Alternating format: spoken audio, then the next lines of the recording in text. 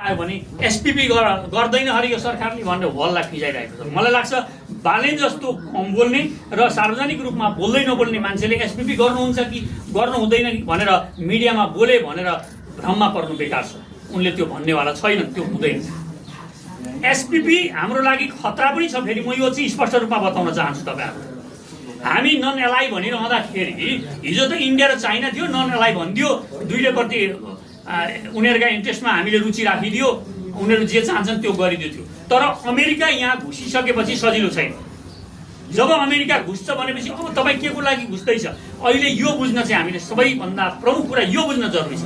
तपाईले मिडल इस्टमा देखिराख्नु भएको छ अहिले इरान र युएसए इजरायलको जुन युद्ध छ त्यो युद्धबाट विश्वको अर्थतन्त्र डामाडोल भइरहेको छ। यो नेपालमा पनि हुनेवाला छ, यो नेपालमा पनि हुनेवाला छ। र त्यो युद्ध अब नाकाबन्दी अहिले त अब अमेरिकाले नाकाबन्दी इरानलाई लायो भनेको छ, तर हिजो चीनको जहाजहरू दुईटा जहाजलाई रोक्ने उसले हिम्मत गरेको छैन। दुबई कताबाट आएको जहाज हो भनेर उसले नरोकेको भनेको छ, उसले रोक्ने ल्याकत छैन। अब अमेरिकाको शक्ति विश्वमा क्षीण हुँदै जाँदैछ।